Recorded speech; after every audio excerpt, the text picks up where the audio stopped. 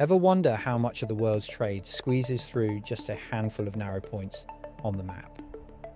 Because when one of them gets pinched, whole industries can grind to a halt within weeks. We're seeing this in detail through the Strait of Hormuz. But that's not the real story here. Even if your own doors stay open as a result of careful planning and good operational efficiency, your biggest weakness might be sitting inside someone else's four walls a world away. Today, we unpack the hidden geography of global choke points and why the risk you cannot see, your supplier's suppliers, could be the one that breaks you. I've also got 5 quick-fire threats for you, stories you should know about, from AI power bills to bird flu insurance gaps. It's getting harder and harder to pick 7 updates for you, so make sure to head to the supporting article on unbreakableventures.com to see others we couldn't squeeze in. It is Wednesday, the 29th of July, and we are covering the world's global threats over the last fortnight, so grab a coffee and let's get into it.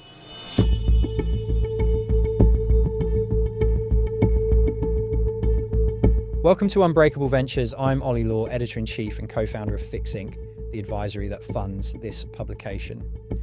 You're listening to our fortnightly risk update, where we dive into emerging and current risks from around the world, focusing on some big stories and some you may have missed. We use the categories from the World Economic Forum's Global Risk Report to simplify the threats we're monitoring, but we also do some deep dives and interviews with industry peers.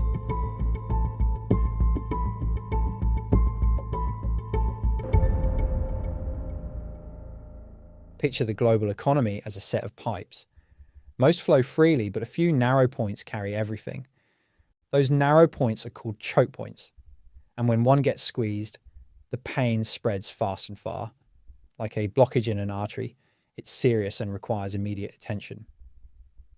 Recent disruption in the Strait of Hormuz put this in the spotlight, so I'm probably not telling you anything you don't already know.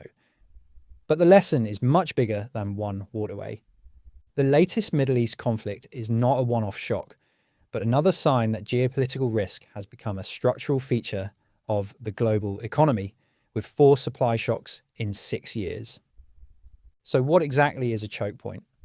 Think of a shipping lane, a single mineral, or one dominant supplier country. Pressure in the global economy does not spread evenly. It concentrates in these narrow points where one actor, one small fire, or an earthquake can restrict trade and impact millions. We have seen this before. When car demand soared in 2021 and 2022, automakers ran short of semiconductors. We may see it again with AI, where economists and Wall Street are warning that markets are propped up by overinflated AI stocks. With auto manufacturers, that single dependency delayed production and wiped out roughly 13 million light vehicles between 2021 and 2023. But in 2026, it's starting to feel like it matters more than ever. In an era of renewed great power competition, geopolitical distance matters again, and it's getting volatile. That puts fresh pressure on the sprawling, globally distributed supply chains that grew up after the Cold War. So who should be focused on this one? I would start with manufacturers who rely on chips or critical minerals like rare earths. Concentrated supply means a single event can stop your production line for months, not days. Interestingly, we've shared a link back on UV on how this risk is being realised by KFC of all people. Energy-dependent economies and anyone shipping through the Gulf also need to be planning. The Strait of Hormuz carries a huge share of the world's oil and gas. A restriction there ripples out to insurers, refiners, and downstream industries far from the region itself. Again, we're monitoring plenty of those industries who are starting to see major impacts. Then there are firms sourcing from only a few countries. If you rely on 3 or fewer, you have little room to substitute when something goes wrong, especially if those countries are all in the same region. Think Malacca Strait and the dozens of economies relying on that to remain open. With the rise of interconnected global events such as COVID, extreme weather, and geopolitical instability, supply chains are becoming even more vulnerable. So what can you do? First, map your choke point exposure across every tier, not just your direct suppliers. that you want to find where your products, materials, and routes all funnel through one concentrated point with no backup. Second, diversify. Qualify alternative suppliers and hold buffer stock for your truly critical inputs. Third, run scenario planning. Stress test the shipping lane closure, the export control, the sudden tariff before it happens. And finally, watch the policy signals. Tariffs and export controls reshape production maps, so early awareness lets you reposition before the squeeze arrives. The choke point is not going away. But being the business that saw it coming is a genuine advantage. Be that person. Don't sit on this.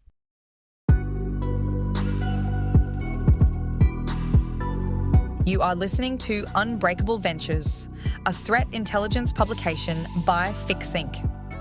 Subscribe today via unbreakableventures.com to receive free resource and deep dives from industry experts. Unbreakableventures.com, where resilience is about community and communication. Subscribe today.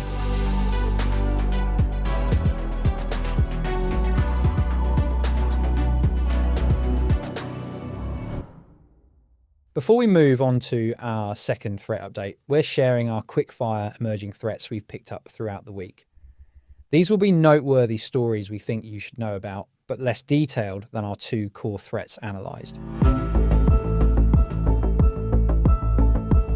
In America, utilities are pledging to shield consumers from AI power costs.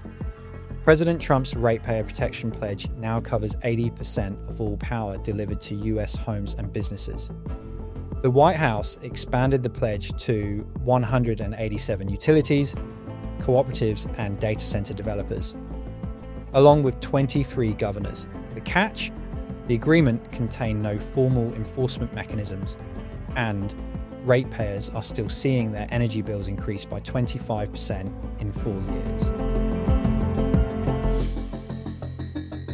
European retailers face their worst quarter since 2008. The Weil European Distress Index shows distress rising across all markets, with retail hitting its highest level since the global financial crisis. It is being driven by weaker growth, deteriorating confidence, and energy market turmoil. The pressure comes from squeezed profits and shaky consumer spending across the continent.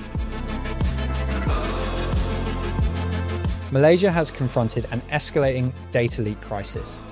The country's rapid digitalization is outpacing its protection, exposing gaps across fragmented, multi-vendor environments. Its push to become a regional digital hub has made it more visible to threat actors. The core risk here is supply chain compromise, where one weak vendor opens the door to many, and Malaysia is still developing how it handles this, with much of its cybersecurity talent heading overseas for better paying jobs. Bird flu detection is exposing insurance coverage gaps. The insurance broker Howden argues H5N1 presents a different risk profile. It is now established in wild bird populations across continents and recently discovered in New Zealand, creating repeated spillover rather than isolated events. The exposure reaches food manufacturing, retail logistics, and hospitality, where insurers may not have priced it in. Hidden fragilities threaten auto supply chains according to a Moody's Analytics report. Beneath the surface, car makers carry deep structural vulnerabilities in their sub-tier suppliers.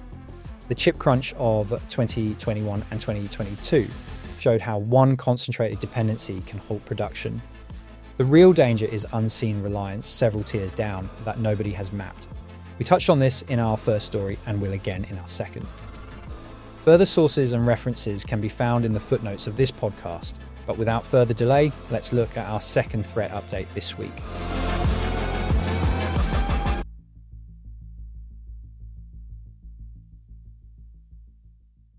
Here is an uncomfortable thought.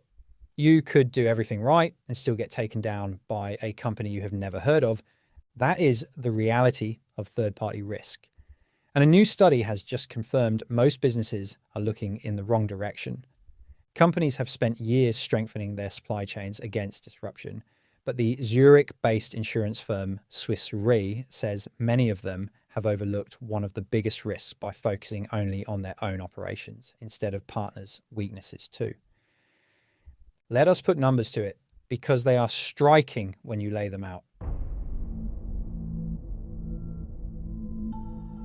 The study found that 43% of Fortune 500 European companies report assessing physical risk to their own facilities, but only 7% publicly disclose extending such assessments to supplier facilities, and fewer than 2% disclose assessing the wider infrastructure they rely on.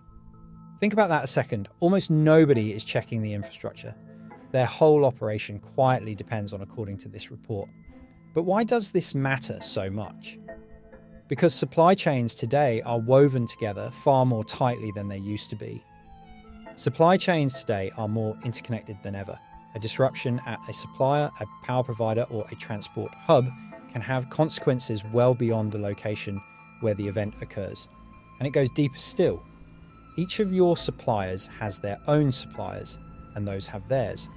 For example, one of my favourite case studies is the Ericsson and Nokia fire of March 17th in the year 2000. A lightning-induced fire at a Philips semiconductor plant in Albuquerque, New Mexico, was damaged just enough to shock supply chains. It's a classic study in supply chain risk management. The disaster devastated Ericsson's mobile phone business, while Nokia leveraged their business continuity and took swift action to dominate the global cell phone market that year. But that was 26 years ago. And today, organizations rely on more third parties than ever before, often hundreds or thousands.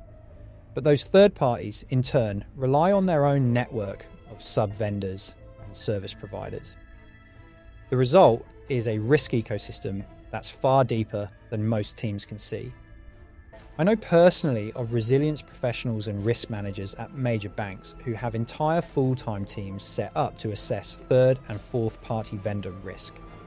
One colleague of mine said he is monitoring over 10,000 vendors globally their bank relies on.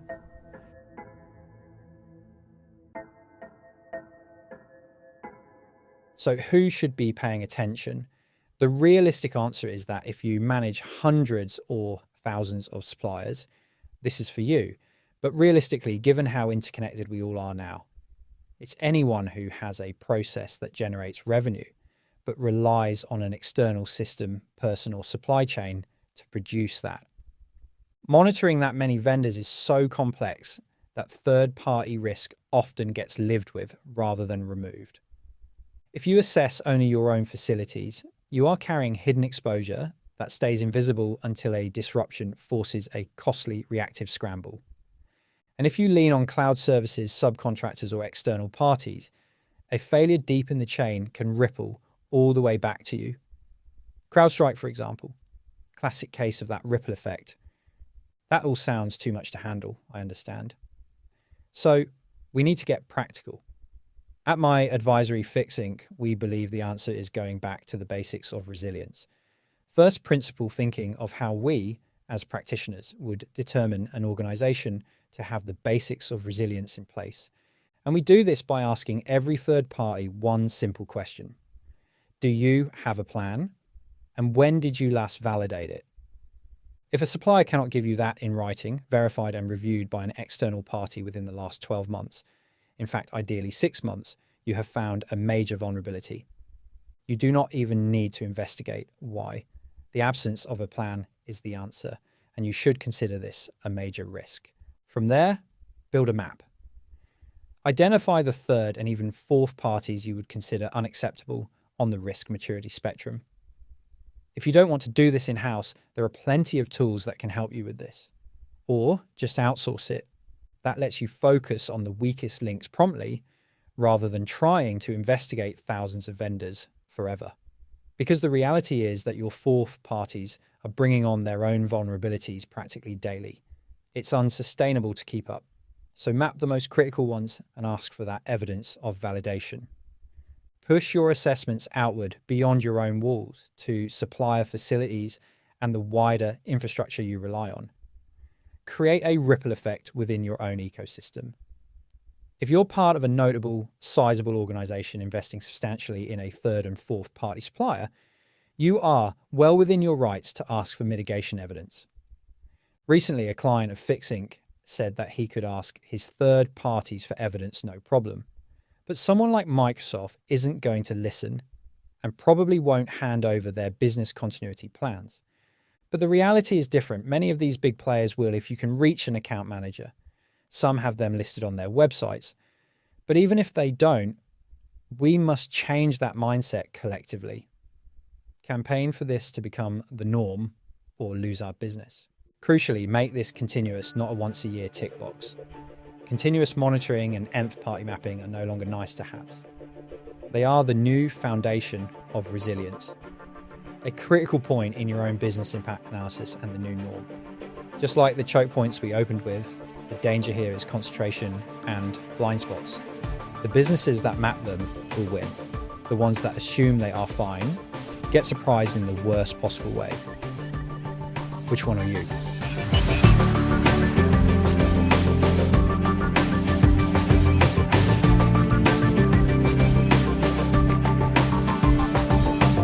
That's it for today's update.